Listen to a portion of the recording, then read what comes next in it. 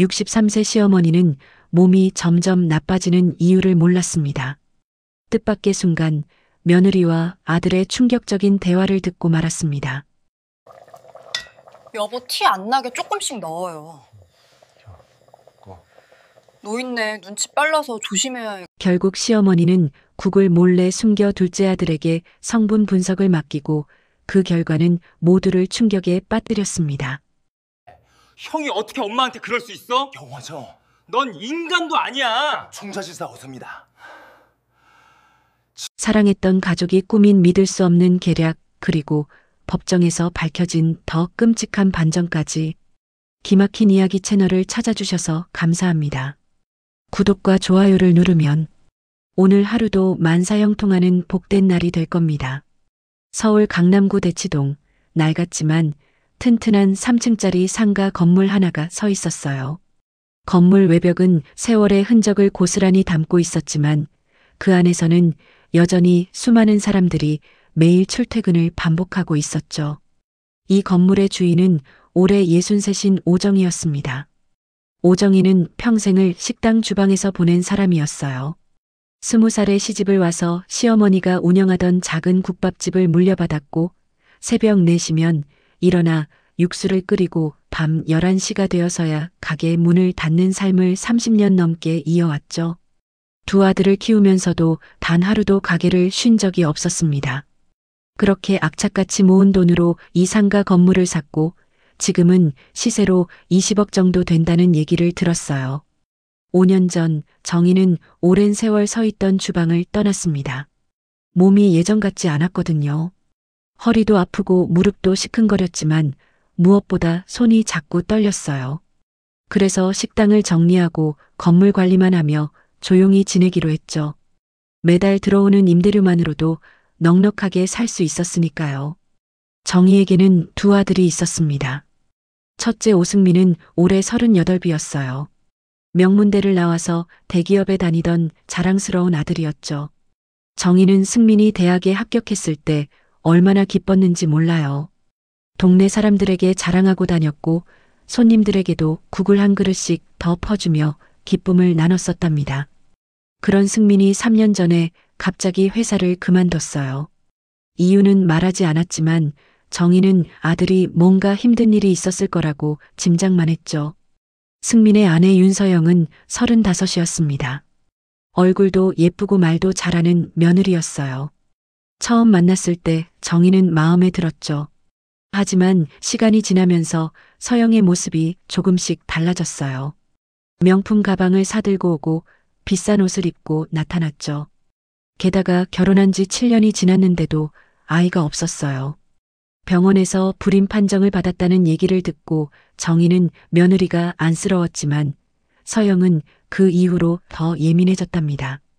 둘째 오준호는 34이었어요. 형과는 다르게 평범한 대학을 나와 작은 회사에 다니고 있었지만 성격만큼은 누구보다 따뜻했죠.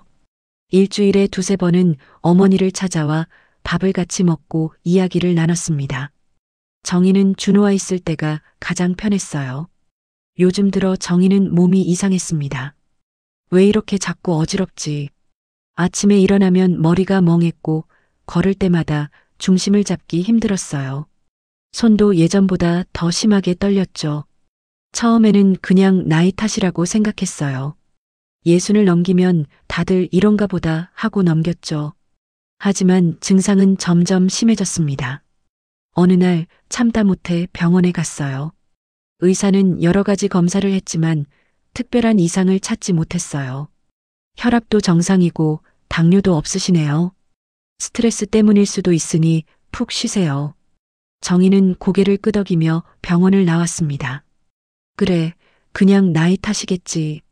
하지만 마음 한구석에서는 뭔가 이상하다는 느낌이 사라지지 않았어요. 집으로 돌아온 정희는 부엌에 섰습니다.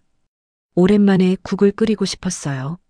예전처럼 뭉근하게 육수를 우려내고 된장을 풀어넣고 두부와 애호박을 썰어 넣었죠. 국물이 보글보글 끓어오르는 소리가 귀에 익숙했습니다. 이 소리를 30년 넘게 들었지. 국 한 그릇을 떠서 식탁에 앉았어요. 따뜻한 김이 얼굴에 닿았고 한 숟가락 떠서 입에 넣었죠. 구수하고 따뜻한 맛이 입안 가득 퍼졌습니다. 그런데 그때였어요. 현관문이 열리는 소리가 들렸습니다. 어머님, 저 왔어요. 며느리 서영의 목소리였어요. 정희는 자리에서 일어나 거실로 나갔습니다. 서영은 또 명품 쇼핑백을 들고 있었어요. 어머님, 요즘 안색이 안 좋으신 것 같아요. 괜찮으세요? 서영의 말투는 공손했지만 정희는 왠지 모르게 불편했습니다. 응, 그냥 좀 피곤해서 그래. 그러시구나. 그럼 제가 오늘은 저녁 준비할게요. 서영은 웃으며 부엌으로 들어갔어요. 정희는 거실 소파에 앉아 창밖을 바라봤습니다. 저녁해가 서쪽으로 기울고 있었죠. 평범한 하루였어요. 하지만 정희는 알지 못했습니다. 이 평범함이 곧 무너질 거라는 걸. 그로부터 일주일쯤 지난 어느 오후였어요. 하늘은 잔뜩 찌푸려 있었고 곧 비가 올 것 같았죠. 정희는 2층에 있는 창고를 정리하고 있었습니다. 오래된 그릇들과 식당에서 쓰던 냄비들이 먼지를 뒤집어 쓴 채 쌓여 있었어요. 하나씩 꺼내서 닦으며 옛 기억을 떠올렸죠. 이 냄비로 몇천 그릇은 끓였을 거야. 그때였습니다. 아래층에서 목소리가 들려왔어요. 정희는 손을 멈추고 귀를 기울였습니다. 첫째 며느리 서영의 목소리였죠. 여보, 너무 티나게 넣지 말고 조금씩 넣으라니까. 이어서 아들 승민의 목소리가 들렸어요. 알겠어, 오늘은 반만 넣을게. 정희는 눈썹을 찌푸렸습니다. 뭘 넣는다는 거지? 처음엔 그냥 요리 얘기려니 생각했어요. 하지만 뭔가 이상했습니다. 목소리 톤이 달랐거든요. 낮고 조심스럽고 마치 누군가에게 들킬까봐 숨죽이는 듯한 느낌이었죠. 정희는 조용히 계단을 내려갔습니다. 거실로 가는 복도 모퉁이에서 몸을 숨기고 귀를 기울였어요. 두 사람은 안방문을 살짝 열어둔 채 대화를 나누고 있었습니다. 그래도 너무 오래 걸리면 의심받을 수 있어. 서영의 목소리였어요. 알아. 근데 급하게 하면 더 위험하잖아. 천천히 해야 돼. 승민이 대답했죠. 정희의 심장이 쿵쾅거렸습니다. 대체 무슨 얘기를 하는 거야? 그 순간 빗방울이 창문을 두드리기 시작했어요. 정희는 재빨리 자기 방으로 들어가 문을 닫았습니다. 가슴이 답답했어요. 무언가 불길한 예감이 스멀스멀 올라왔죠. 저녁 시간이 되었습니다. 정희는 거실 소파에 앉아 텔레비전을 보고 있었어요. 하지만 화면에 무엇이 나오는지 전혀 들어오지 않았죠. 머릿속은 온통 아까 들었던 대화로 가득했습니다. 그때 서영이 부엌에서 나왔어요. 어머님, 저녁 차렸어요. 오늘은 제가 미역국 끓였어요. 서영은 유난히 밝은 표정이었습니다. 정희는 식탁으로 갔어요. 승민도 방에서 나와 자리에 앉았죠. 어머니, 요즘 몸은 좀 어때요? 승민이 물었습니다. 응, 그냥 그래. 정희는 짧게 대답했어요. 서영이 국그릇을 정희 앞에 놓았습니다. 어머님, 드세요. 정성껏 끓였어요. 정희는 숟가락을 들었습니다. 그리고 국그릇을 입 가까이 가져갔죠. 그 순간이었어요. 국에서 이상한 냄새가 났습니다. 미역국 특유의 바다 냄새가 아니었어요. 뭔가 톡 쏘는 듯한 화학약품 같은 냄새였죠. 정희는 숟가락을 멈췄습니다. 어머님, 왜요? 입맛 없으세요? 서영이 물었어요. 정희는 고개를 들어 며느리를 바라봤습니다. 서영은 여전히 웃고 있었어요. 하지만 그 미소가 왠지 낯설게 느껴졌죠. 아니, 그냥 좀 뜨거워서. 정희는 거짓말을 했습니다. 그리고 국을 한 숟가락 떴어요. 입에 넣으려는 순간 손이 떨렸습니다. 설마 아니겠지. 정희는 국을 입에 넣지 못했어요. 그냥 숟가락을 내려놓았죠. 어머니, 왜 안 드세요? 승민이 물었습니다. 배가 별로 안 고파서 그래. 나 방에 들어가 있을게. 정희는 자리에서 일어났어요. 서영과 승민은 서로 눈빛을 주고받았습니다. 정희는 그 모습을 보지 못했어요. 아니, 보지 않으려 했는지도 몰라요. 방으로 들어간 정희는 침대에 앉았습니다. 손이 계속 떨렸어요. 설마 저 아이들이 나한테 뭔가를 하려는 건 아니겠지? 정희는 고개를 저었습니다. 말도 안 돼. 내가 낳은 아들인데. 내가 키운 아들인데. 하지만 아까 들었던 대화가 자꾸 귓가에 맴돌았어요. 조금씩 넣으라니까. 오늘은 반만 넣을게. 정희는 두 손으로 얼굴을 감쌌습니다. 눈물이 날 것 같았지만 참았어요. 밖에서는 비가 거세게 내리고 있었습니다. 천둥 소리가 집 안을 흔들었죠. 정희는 창밖을 바라봤어요. 빗물이 유리창을 타고 흘러내렸습니다. 마치 누군가의 눈물처럼. 그날 밤 정희는 잠을 이루지 못했어요. 침대에 누워 천장만 바라봤죠. 머릿속은 온통 의심으로 가득 찼습니다. 내가 너무 예민한 건가? 아니면 정말 뭔가 있는 건가? 새벽 4시쯤 되어서야 정희는 결심했습니다. 확인해 봐야겠어. 확실하게. 정희는 눈을 감았어요. 하지만 잠은 오지 않았습니다. 그렇게 긴 밤이 지나갔죠. 동이 트기 시작했고 새들이 지저귀기 시작했어요. 하지만 정희의 마음속에는 여전히 어둠만 가득했습니다. 그날 이후로 정희는 달라졌습니다. 예전처럼 무심하게 지내지 않았어요. 며느리와 첫째 아들의 행동을 조용히 관찰하기 시작했죠. 아침에 일어나면 부엌으로 가서 냄비와 그릇들을 살펴봤고 서영이 요리할 때는 일부러 거실을 서성이며 귀를 기울였습니다.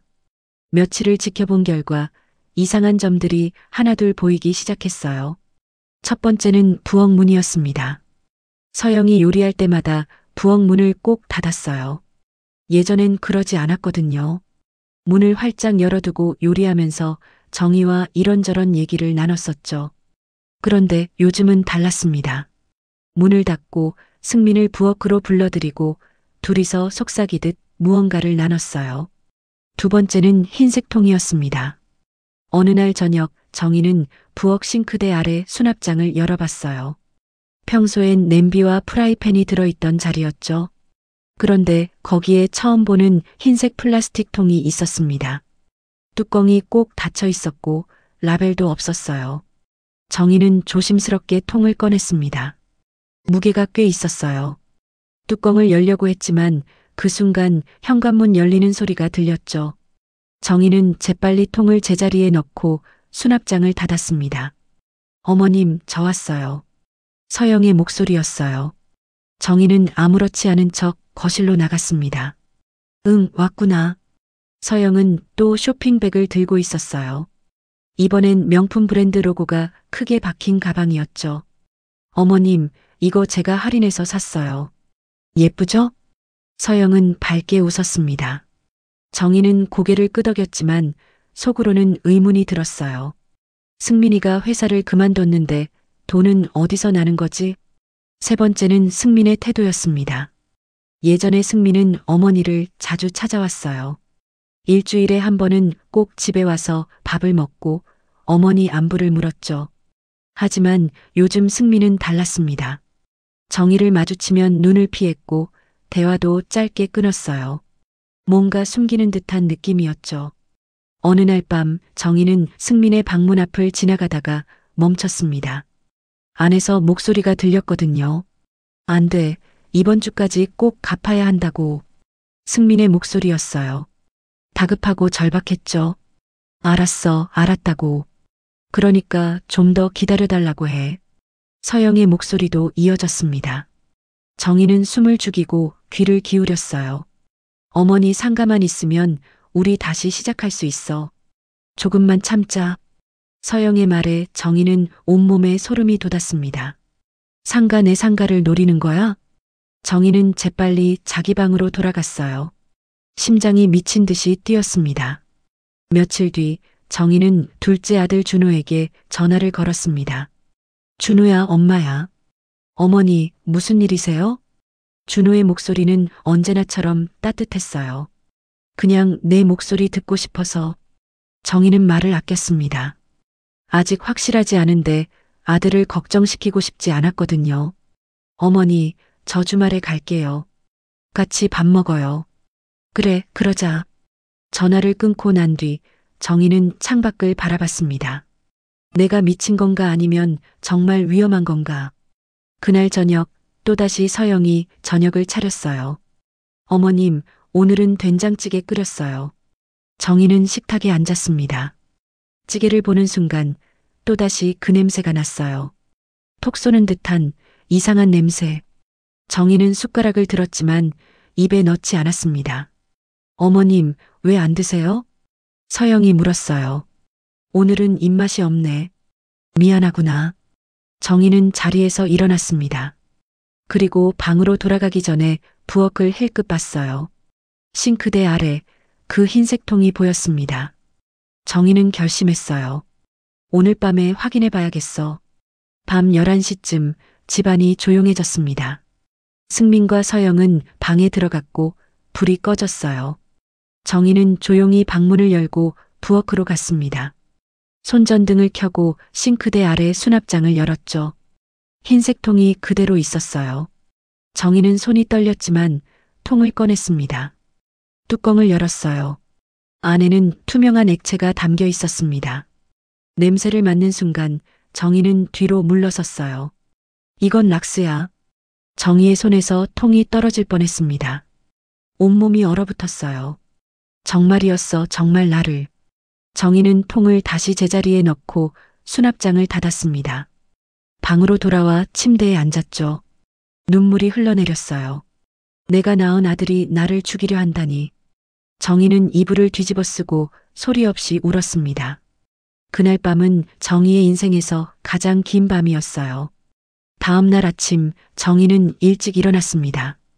눈은 퉁퉁 부어 있었지만 마음은 오히려 차분했어요. 밤새 생각한 끝에 결론을 내렸거든요. 증거를 확보해야 해. 확실한 증거를. 정희는 부엌으로 갔습니다. 서영은 아직 일어나지 않았어요. 승민도 방에서 나오지 않았죠. 정희는 냉장고를 열었습니다. 어제 저녁에 남은 된장찌개가 냄비째에 들어 있었어요. 정희는 조용히 냄비를 꺼냈습니다. 그리고 작은 밀폐 용기를 꺼내서 국물을 조금 담았어요. 손이 떨렸지만 최대한 조심스럽게 움직였죠. 용기를 꼭 닫고 정희는 창고로 향했습니다. 창고 구석, 오래된 상자들 뒤편에 용기를 숨겼어요. 이걸로 확인할 수 있을 거야. 정희는 다시 부엌으로 돌아왔습니다. 냄비를 냉장고에 넣고 아무 일 없었다는 듯 거실로 나왔죠.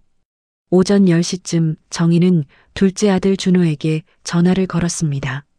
준호야, 엄마야. 어머니, 어제도 전화하셨는데 무슨 일이세요? 준호의 목소리에 걱정이 묻어났어요. 준호야, 엄마가 할 얘기가 있어. 지금 당장 올 수 있니? 정희의 목소리는 떨리고 있었습니다. 준호는 잠시 침묵했어요. 어머니, 무슨 일이에요? 어디 아프세요? 아니야, 그게 아니라 그냥 빨리 좀 와줘. 부탁이야. 알겠어요. 지금 바로 갈게요. 전화를 끊고 정희는 한숨을 내쉬었습니다. 1시간쯤 지나서 준호가 도착했어요. 어머니, 무슨 일이에요? 준호는 숨을 헐떡이며 물었습니다. 정희는 준호를 자기 방으로 데리고 갔어요. 문을 닫고 작은 목소리로 말했습니다. 준호야, 엄마 좀 도와줘야겠다. 무슨 일인데요? 정희는 눈물을 참으며 말했습니다. 내 형이랑 형수가 엄마한테 이상한 짓을 하는 것 같아. 준호의 얼굴이 굳었어요. 무슨 말씀이세요? 정희는 지난 며칠 동안 있었던 일들을 차근차근 설명했습니다. 이상한 대화 내용, 부엌 싱크대 아래에서 발견한 락스통, 그리고 국에서 나던 이상한 냄새까지. 준호는 듣는 내내 얼굴이 하얗게 질렸어요. 어머니, 그게 정말이에요? 엄마가 거짓말할 이유가 있겠니? 정희는 창고에 숨겨둔 용기를 꺼내왔습니다. 이거 어제 저녁국이야. 냄새 좀 맡아봐. 준호는 조심스럽게 용기 뚜껑을 열었어요. 냄새를 맡는 순간 준호의 표정이 일그러졌습니다. 어머니, 이거 정상적인 냄새가 아니에요. 준호의 목소리가 떨렸어요. 바로 검사 맡아봐야겠어요. 제가 아는 약사형이 있는데 거기 가면 성분 검사할 수 있어요. 정희는 고개를 끄덕였습니다. 그래, 빨리 확인해보자. 준호는 용기를 들고 밖으로 나갔어요. 어머니, 저 다녀올게요. 절대 형이랑 형수 앞에서 이상하게 행동하지 마세요. 알았어. 준호가 떠나고 정희는 혼자 남았습니다. 오후가 되자 서영이 집에 돌아왔어요. 어머님, 점심 드셨어요? 서영은 여전히 밝게 웃었습니다. 응, 먹었어. 정희는 짧게 대답했어요. 서영은 부엌으로 들어갔습니다. 그리고 승민을 불렀죠. 여보, 잠깐 이리 와봐. 승민이 부엌으로 들어가고 문이 닫혔어요. 정희는 가만히 귀를 기울였습니다. 오늘은 좀 더 넣어야 할 것 같아. 이러다 너무 오래 걸리면 의심받을 수 있어. 서영의 목소리였어요. 그래도 조심해야지. 갑자기 쓰러지면 더 이상해. 승민이 대답했습니다. 알아. 근데 빨리 끝내야 돼. 빚쟁이들이 계속 전화하잖아. 정희는 문틈 사이로 그들을 봤어요. 서영이 싱크대 아래에서 흰색 통을 꺼내고 있었습니다. 승민은 옆에서 주위를 살피고 있었죠. 정희는 다리에 힘이 풀렸어요. 벽에 기대서 겨우 몸을 지탱했습니다. 정말이야, 정말 나를 죽이려는 거야. 저녁 무렵 준호에게서 전화가 왔습니다. 어머니, 저예요. 응, 어떻게 됐니? 정희의 목소리는 떨렸어요. 어머니, 지금 어디 계세요? 형이랑 형수는요? 응, 얘들은 방에 있어. 밖으로 나오세요. 제가 차 안에서 기다리고 있어요. 정희는 조용히 집을 나왔습니다. 준호의 차에 탔어요. 준호는 심각한 얼굴로 종이 한 장을 건넸습니다. 어머니, 이국에서 락스 성분이 나왔어요. 정희의 손이 덜덜 떨렸습니다. 종이가 바닥에 떨어졌어요. 어머니, 이건 심각해요. 이대로 두면 정말 위험해요. 준호의 눈에 눈물이 고였습니다. 바로 경찰에 신고해야 돼요. 이건 살인미수예요. 정희는 고개를 떨구었습니다. 가슴이 찢어지는 것 같았어요. 내가 낳은 아들인데, 내가 키운 아들인데. 정희는 소리 없이 울었습니다. 준호도 함께 눈물을 흘렸어요.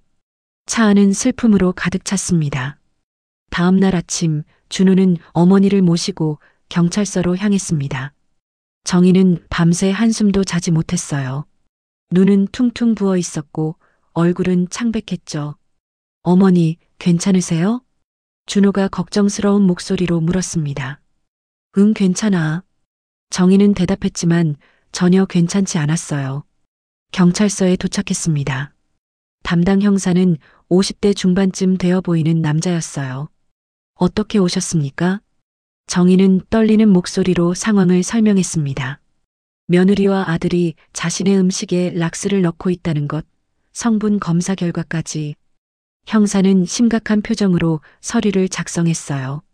증거물이 있으신가요? 준호가 밀폐용기와 검사 결과지를 건넸습니다. 형사는 용기 뚜껑을 열어 냄새를 맡았어요. 얼굴을 찌푸렸죠. 이건 확실히 정상이 아닙니다. 바로 국과수에 정밀 감정 의뢰하겠습니다. 형사는 자리에서 일어났어요. 지금 바로 현장으로 가보겠습니다. 함께 가시죠. 정희와 준호는 경찰차를 따라 집으로 향했습니다. 집 앞에 도착했을 때 승민과 서영은 아무것도 모르고 있었어요. 초인종이 울렸습니다. 서영이 문을 열었죠. 어머님, 어디 갔다 오세요? 경찰관님들은 왜? 서영의 얼굴이 굳었습니다. 수색영장 나왔습니다.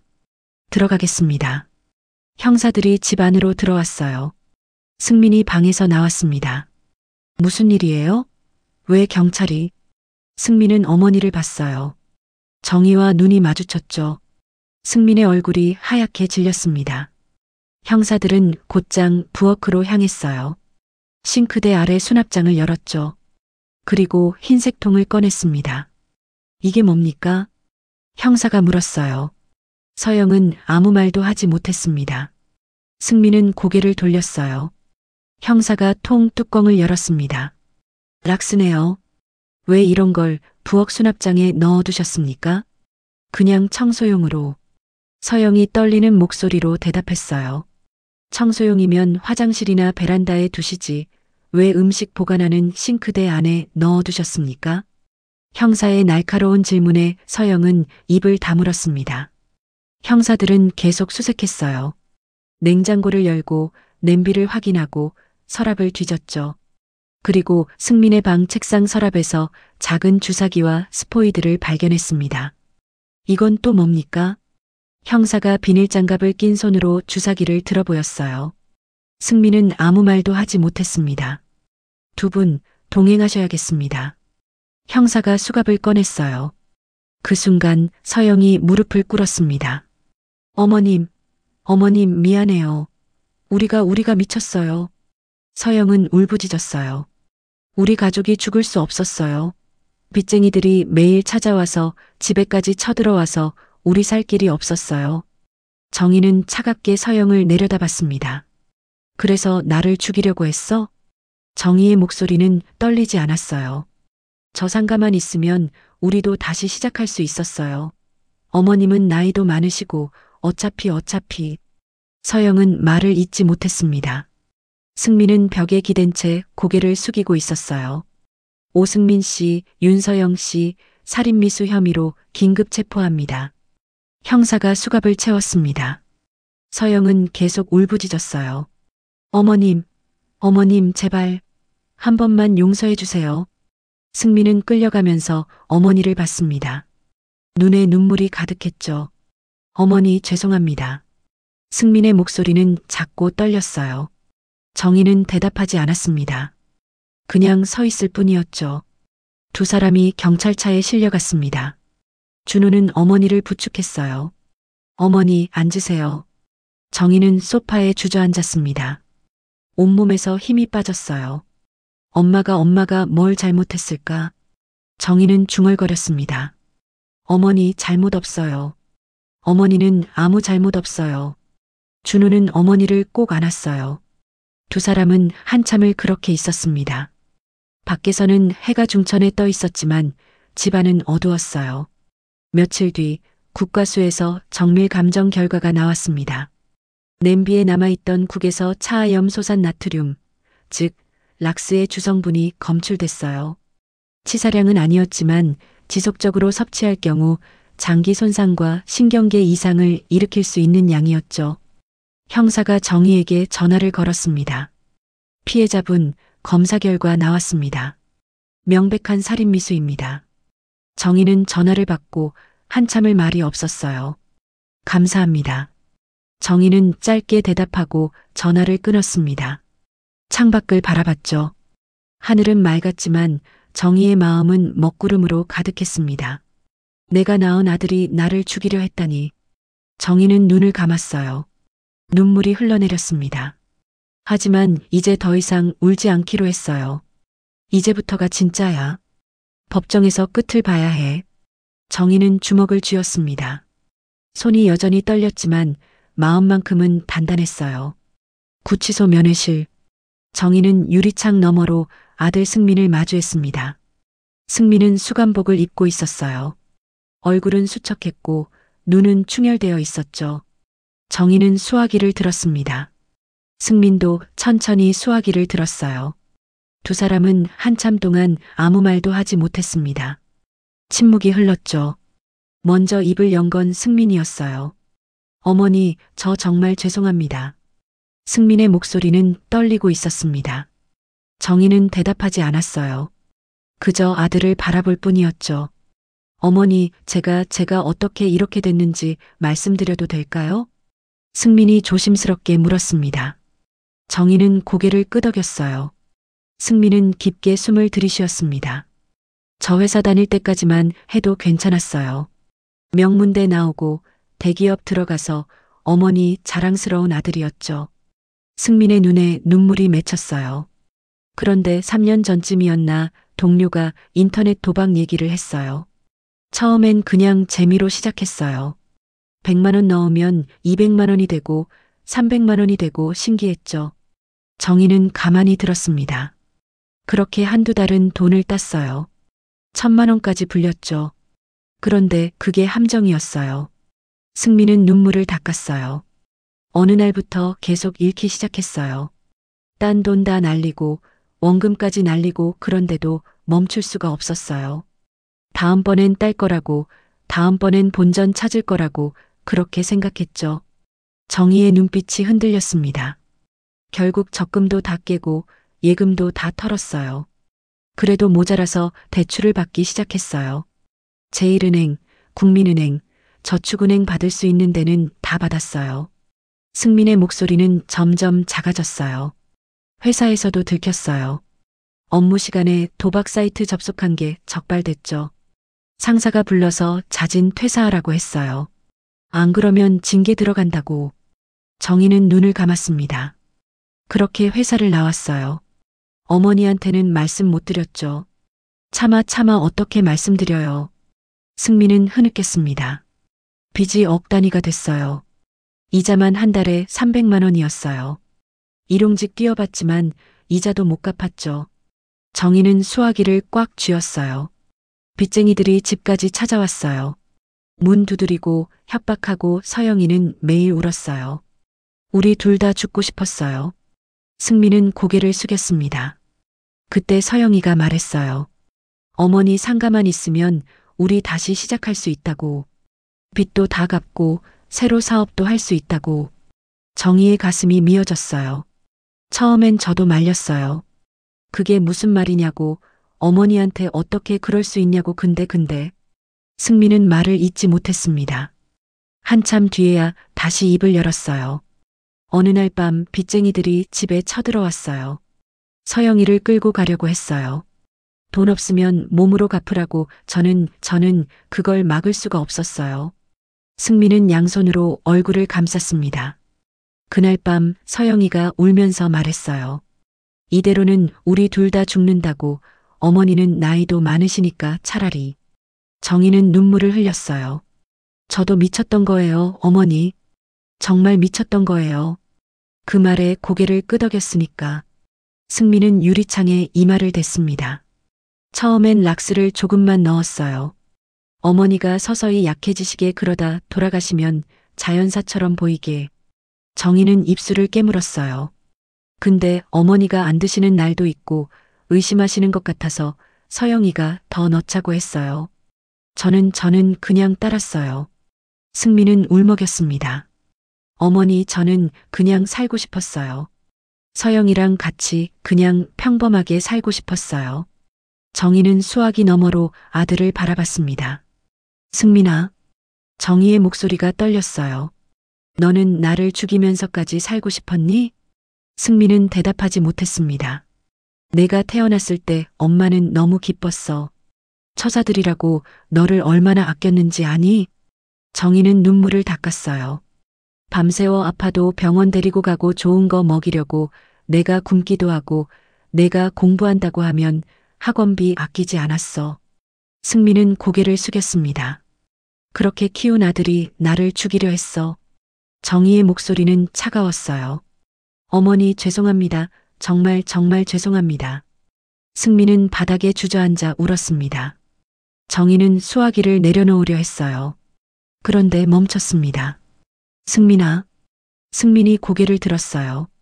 엄마는 너를 미워하고 싶지 않아. 근데 용서는 못해. 정희는 일어섰습니다. 법정에서 보자. 정희는 수화기를 내려놓고 면회실을 나왔어요. 복도를 걸으며 눈물을 닦았습니다. 준호가 밖에서 기다리고 있었어요. 어머니, 괜찮으세요? 응, 괜찮아. 정희는 고개를 끄덕였지만 눈은 붉었습니다. 집에 가자. 두 사람은 차에 올라탔어요. 차창 밖으로 구치소가 멀어졌습니다. 정희는 뒤를 돌아보지 않았어요. 앞만 봤습니다. 이제는 앞으로 나아가야 할 때였으니까요. 석 달 뒤 법정. 정희는 검은색 정장을 입고 방청석에 앉아 있었습니다. 준호가 옆에 앉아 어머니의 손을 잡았어요. 어머니, 힘내세요. 정희는 고개를 끄덕였습니다. 재판장 문이 열렸어요. 승민과 서영이 들어왔습니다. 두 사람 모두 수감복을 입고 있었어요. 승민은 고개를 숙이고 있었고 서영은 주위를 두리번거렸죠. 기립. 판사가 입장했습니다. 모두 일어났어요. 재판이 시작됐습니다. 검사가 기소 내용을 낭독했어요. 피고인 오승민과 윤서영은 공모하여 피해자 오정혜 씨의 음식에 락스 성분을 지속적으로 투입, 살해를 기도한 혐의로 기소되었습니다. 방청석이 술렁였어요. 판사가 망치를 두드렸습니다. 조용히 하십시오. 검사는 증거를 제시했어요. 국과수 감정 결과, 현장에서 발견된 락스통과 주사기, 그리고 휴대폰 메시지 기록까지. 피고인들은 지난 3개월간 총 17차례에 걸쳐 피해자의 음식에 락스를 투입했습니다. 정의는 숨을 깊게 들이쉬었어요. 17번. 그렇게 많은 횟수였다니. 변호사가 일어났습니다. 판사님, 피고인들은 깊이 반성하고 있습니다. 특히 피고인 오승민은 어머니에 대한 죄책감으로 매일 참회하고 있습니다. 검사가 반박했어요. 반성만으로 용서받을 수 있는 범죄가 아닙니다. 이것은 계획적이고 치밀한 살인미수입니다. 판사가 피고인들에게 물었습니다. 피고인 오승민, 윤서영, 할 말 있습니까? 승민이 일어났어요. 판사님, 저는 죄송합니다. 어머니께 정말 죄송합니다. 승민은 정의를 봤어요. 눈물이 흘러내렸습니다. 저는 어떤 형을 받아도 감수하겠습니다. 승민은 다시 앉았어요. 서영이 일어났습니다. 판사님, 저는 억울합니다. 방청석이 다시 술렁였어요. 락스를 넣자고 처음 제안한 건 맞습니다. 하지만 실제로 넣은 건 제 남편이에요. 서영은 승민을 가리켰어요. 승민의 얼굴이 굳었습니다. 제 남편이 도박으로 우리 인생을 망쳤어요. 빚쟁이들한테 시달리게 만든 것도 제 남편이에요. 서영의 목소리는 날카로웠어요. 저는 그냥 살고 싶었을 뿐이에요. 제 남편 때문에 지옥 같은 삶을 살았다고요. 검사가 일어났습니다. 피고인 윤서영, 증거를 제시하겠습니다. 검사는 휴대폰 메시지 기록을 화면에 띄웠어요. 서영이 승민에게 보낸 메시지였습니다. 오늘 더 넣어. 빨리 끝내야 돼. 어머니 약해 보이니까 이번 주 안에 마무리하자. 상가명의 이전 서류 준비해도. 방청석에서 탄식이 흘러나왔어요. 서영의 얼굴이 창백해졌습니다. 검사가 계속 증거를 제시했어요. 피고인 윤서영은 남편보다 더 적극적으로 범행을 주도했습니다. 락스 구매 내역, 주사기 구매 내역 모두 피고인 윤서영의 카드로 결제됐습니다. 서영은 고개를 떨궜어요. 검사가 말을 이었습니다. 또한 피고인 윤서영은 시어머니가 돌아가신 후 상가 매각 계획까지 세워두었습니다. 부동산 중개업소와 통화한 기록도 확보했습니다. 서영은 아무 말도 하지 못했어요. 판사가 물었습니다. 피고인 윤서영, 이에 대해 변명할 게 있습니까? 서영은 입술을 깨물었어요. 한참 뒤에야 입을 열었습니다. 저는 불임이에요. 아이를 가질 수 없어요. 서영의 목소리는 떨렸어요.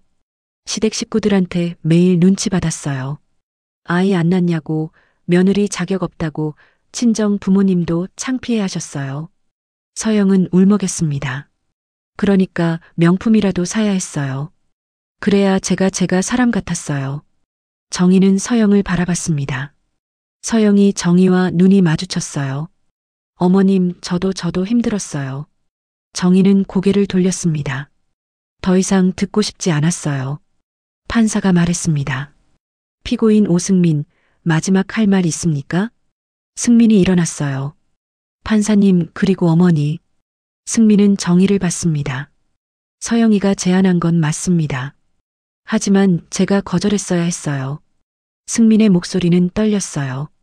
서영이가 아니었으면 저는 어머니를 죽일 생각까지는 못했을 겁니다. 하지만 결국 선택한 건 저였어요. 승민은 고개를 숙였습니다. 제가 다 잘못했습니다. 재판정은 조용했어요. 판사가 말했습니다. 피해자 오정혜 씨 하실 말씀 있으십니까? 정희가 일어났습니다. 손이 떨렸지만 목소리는 단단했어요. 판사님, 저는 제 아들을 용서할 수 없습니다. 정희는 승민을 봤어요. 하지만 미워하지도 않습니다. 그저 불쌍할 뿐입니다. 정희는 서영도 봤어요. 두 사람 모두 잘못된 선택을 했어요. 그 선택에 대한 대가를 치러야 합니다. 정희는 다시 앉았습니다. 판사가 말했습니다. 판결은 2주 뒤에 선고하겠습니다. 오늘 공판은 이것으로 마치겠습니다. 망치 소리가 울렸어요. 재판이 끝났습니다. 정희는 자리에서 일어나 법정을 나왔어요. 복도에서 준호가 어머니를 안았습니다. 어머니 수고하셨어요. 정희는 눈물을 흘렸어요. 하지만 이번엔 슬픔의 눈물이 아니었습니다. 무언가를 끝낸 사람의 눈물이었죠. 이제 끝이 보이는구나. 정희는 중얼거렸습니다. 창밖으로 햇살이 비쳤어요. 따뜻한 봄날이었습니다. 2주 뒤 판결이 내려졌습니다. 오승민 징역 7년, 윤서영 징역 8년. 두 사람 모두 살인 미수죄로 실형을 선고받았어요. 정희는 법정에서 판결문을 들으며 아무 표정도 짓지 않았습니다. 그저 조용히 앉아 있었죠. 판결이 끝나고 승민이 끌려가면서 어머니를 봤어요. 입모양으로 죄송합니다라고 말했습니다. 정희는 고개를 돌렸어요. 더 이상 볼 수 없었습니다. 법정을 나와 준호와 함께 집으로 돌아왔어요. 어머니, 괜찮으세요? 준호가 걱정스럽게 물었습니다. 응, 이제 괜찮아. 정희는 처음으로 편안한 표정을 지었어요. 그날 밤 정희는 오랜만에 깊은 잠에 들었습니다. 악몽도 없었고 중간에 깨지도 않았어요. 아침 햇살이 방 안으로 들어왔을 때 정희는 상쾌하게 눈을 떴습니다. 이제 시작이야. 정희는 일어나 부엌으로 갔어요. 오랜만에 국을 끓이고 싶었습니다. 냉장고에서 멸치와 다시마를 꺼내 육수를 우려냈어요. 보글보글 끓는 소리가 귓가에 익숙했죠. 된장을 풀고 두부와 애호박을 넣었습니다. 예전처럼 자연스럽게 손이 움직였어요. 국 한 그릇을 떠서 식탁에 앉았습니다. 한 숟가락 떠서 입에 넣었어요. 역시 내가 끓인 국이 제일 맛있어. 정희는 미소 지었습니다. 며칠 뒤 정희는 부동산 사무소를 찾아갔어요. 준호가 함께였습니다. 상가를 파시려고요? 부동산 중개인이 물었어요. 아니요. 반만 팔려고요. 정희는 대답했습니다. 반이요? 네. 1층과 2층은 팔고 3층은 남기려고요. 정희의 결심은 확고했어요. 며칠 후 매수자가 나타났고 정희는 상가 1층과 2층을 팔았습니다. 10억이었어요. 정희는 그 돈을 둘로 나눴습니다. 5억은 준호에게 주었어요. 어머니, 이건 너무 많아요. 준호가 사양했지만 정희는 고개를 저었습니다. 받아. 너는 엄마 곁을 지켜줬어. 힘들 때 함께 있어줬어. 정희는 준호의 손을 잡았어요. 이 돈으로 내가 하고 싶은 거 해.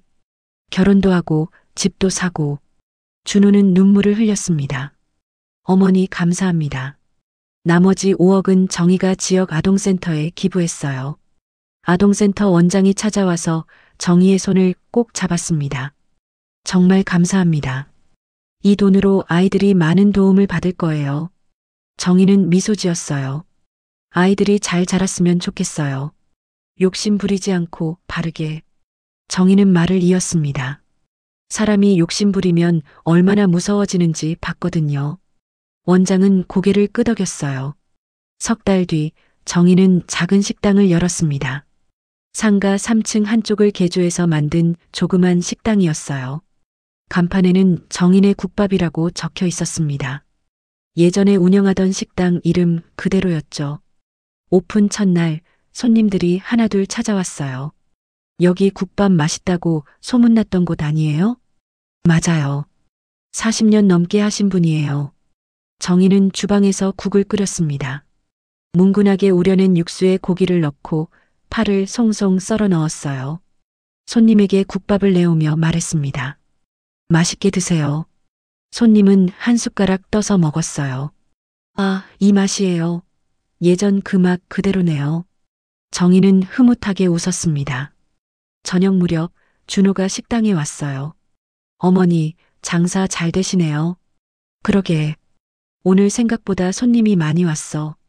정희는 준호에게 국밥 한 그릇을 내왔습니다. 먹어봐. 준호는 숟가락을 들어 한 입 먹었어요. 어머니, 정말 맛있어요. 그치? 두 사람은 마주 앉아 밥을 먹었습니다. 따뜻한 저녁이었어요.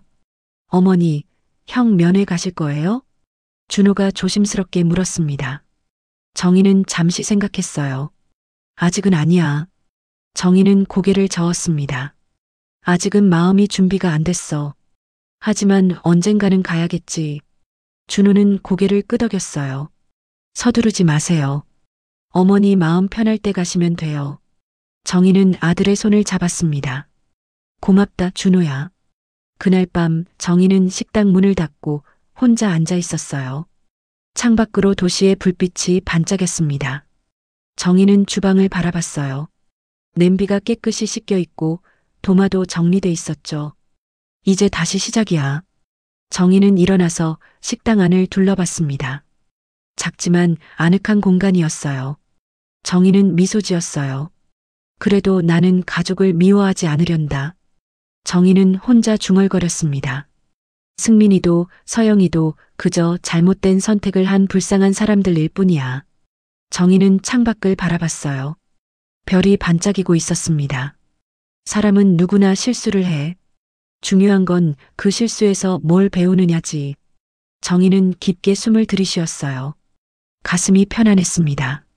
오랜만에 느끼는 평화였죠. 정희는 불을 끄고 식당을 나섰습니다. 계단을 내려가며 생각했어요. 내일은 또 어떤 손님이 올까? 정희는 기대가 됐습니다. 새로운 하루가, 새로운 시작이. 집에 도착해 침대에 누웠어요. 눈을 감았습니다. 이번엔 편안하게 잠들 수 있을 것 같았어요. 정희는 마지막으로 중얼거렸습니다. 고마워 내 인생. 그리고 깊은 잠에 빠져들었어요. 창밖으로 달빛이 방 안을 비추고 있었습니다. 조용하고 평화로운 밤이었어요. 정희의 얼굴에는 미소가 머물러 있었습니다. 그렇게 정희의 새로운 삶이 시작됐습니다. 상처는 남았지만 증오는 내려놓았어요. 가족의 의미를 다시 생각하며 정희는 조금씩 앞으로 나아갔습니다. 그리고 매일 아침 정희는 식당 주방에 섰어요. 국을 끓이며 말했죠.